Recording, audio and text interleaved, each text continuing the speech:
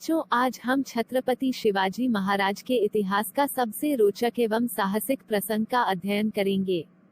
पाठ का नाम है प्रतापगढ़ पर पराक्रम।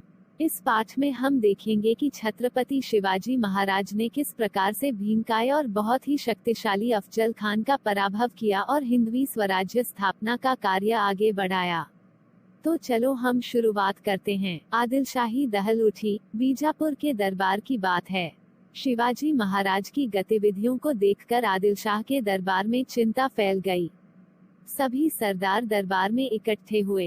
एक से बढ़कर एक पराक्रमी तलवारबाज सरदार दरबार में उपस्थित थे। आदिलशाही का प्रशासन चलाने वाली बड़ी बेगम स्वयं उपस्थित थी। दरबार के सामने बड़ी गंभीर समस्या उपस्थित हुई थी, शिवाजी को कैसे पराजित करें। बड़ी बेगम ने दरबार के सरदारों से सीधा प्रश्न किया, बोलिए, शिवाजी का बंदोबस्त करने के लिए कौन तैयार है। दरबार में सन्नाटा छा गया। सभी अपने अपने स्थान पर चुप बैठे थे। शिवाजी महाराज का सामना करने का साहस कौन करता। सभी एक दूसरे की ओर देखने लगे। उसी समय एक भीमकाय सरदार झुककर सलाम करता हुआ आगे बढ़ा। उसका नाम था अफजल खान। खान ने बीड़ा उठाया। थाल में रखा हुआ बीड़ा उठाते हुए अफजल खान ने कहा, शिवाजी। कहाँ का शिवाजी? या तो उसे जीवित पकड़कर मैं यहाँ लाता हूँ, अन्यथा उसे मारकर बीजापुर ले ही आऊंगा। अफजल खान बीजापुर का विख्यात सरदार था। वह बहुत शक्तिशाली था। लोहे की छड़ को हाथ से मोड़ देता था।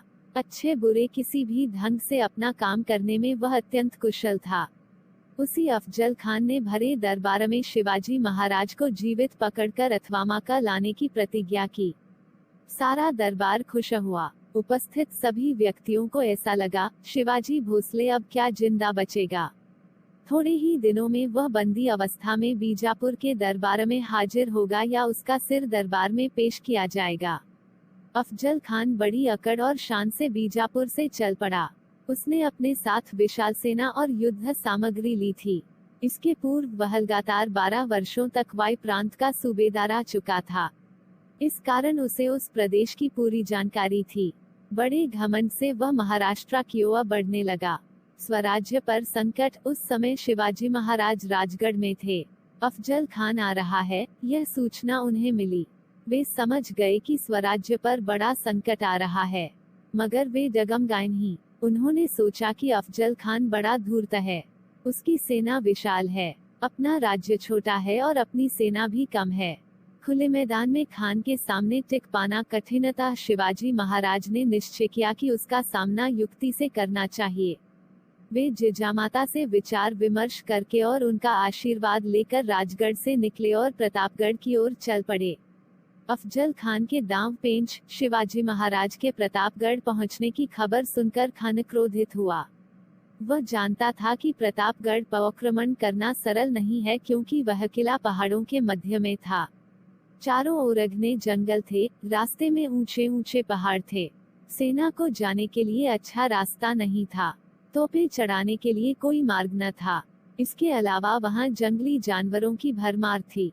शिवाजी महाराज प्रतापगढ़ से उतरकर नीचे आ जाएं, इसलिए अफजल खान ने दांव पेंच खेलना शुरू कर दिया। उसने तुलजापुर, पंढरपुर आदि देव स्थानों को क्षति पहुंचाई, प्रजा को बहुत कष्ट दिए। उसका यह अनुमान था कि यह सब सुनकर शिवाजी महाराज प्रतापगढ़ छोड़ देंगे और बाहर आ जाएंगे। शिवाजी महाराज खान के दांव पेंच समझ गए। उन्होंने प्रतापगढ़ छोड़ा ही नहीं। तब खान ने दूसरी चाल चली। प्यार का नाटक करके उसने शिवाजी महाराज को यह संदेश भेजा, आप मेरे बेटे के समान हैं, हमसे मिलने आइए, हमारे किले वापस कर दो। आदिलशाह से कहकर मैं आपको सरदार का पद दिलाऊंगा। शेर को सवा शेर। शिवाजी महाराज ने जान लिया कि अफजल खान उनके साथ षड्यंत्र कर रहा है। वे सतर्कता पूर्वक व्यवहार कर रहे थे। उन्होंने खान को ही प्रतापगढ़ की तलहटी तक लाने का निश्चय किया और संदेश भेजा, खान साहब, मैंने आपके किले लिए हैं, मैं अपराधी हूँ, मुझे क्षमा करें।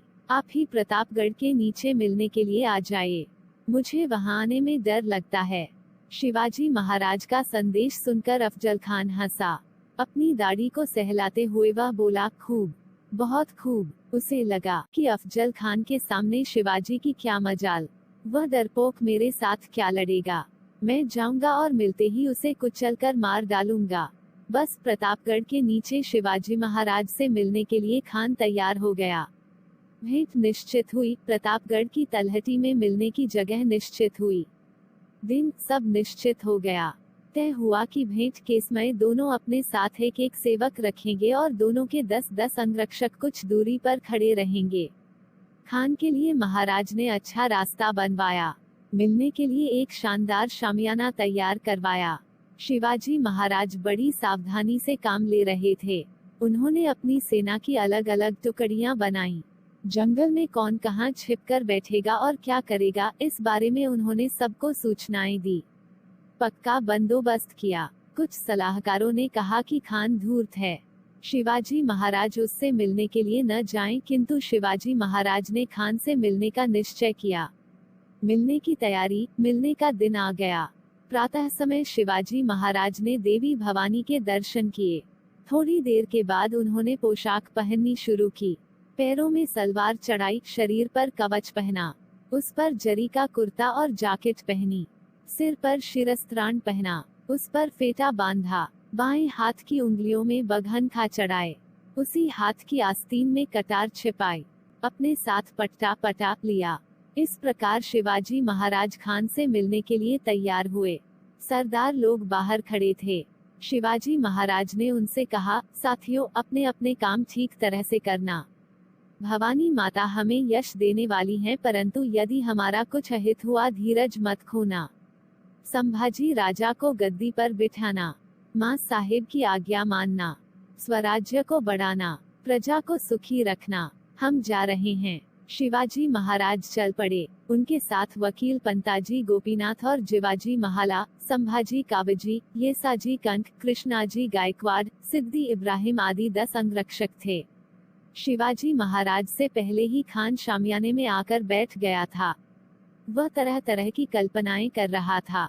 उसकी बगल में बड़ा सैयद नाम का उसका हथियारबंद एक सिपाही खड़ा था। वह पट्टा चलाने में बहुत निपुण था। शिवाजी महाराज शामियाने के द्वार पर आए। बड़ा सैयद को देखते ही वे वहीं पर खड़े हो गए। खान ने महाराज के वकील से पूछा, शिवाजी राजे अंदर क्यों नहीं आ रहे हैं? वकील ने कहा, वे बड़ा सैयद से डर रहे हैं, उसे आप दूर हटा दीजिए। बड़ा सैयद वहां से हट गया। शिवाजी महाराज अंदर गए। खान उठकर बोला, आइए राजा साहब, हमसे मिलिए। खान से झड़प। महाराज सतर्क होकर आगे बढ़े। खान ने शिवाजी महाराज को गले लगाया। लंबे चौड़े अफजल खान के सामने महाराज ठिगने से दिख रहे थे। महाराज का सिर खान की छाती तक पहुंचा था। खान ने तुरंत शिवाजी महाराज को मारने के लिए उनकी गर्दन अपनी बाईं बगल में दबाई और दूसरे हाथ से शिवाजी महाराज के शरीर पर कटार से वार किया। शिवाजी महाराज ने पहना हुआ अंगरखा फट गया। कुर्ते के अंदर कवच होने से शिवाजी महाराज बच गए। वे खान की चाल समझ गए। बड़ी फुर्ती से उन्होंने खान के पेट पर बघनखों से वार किए।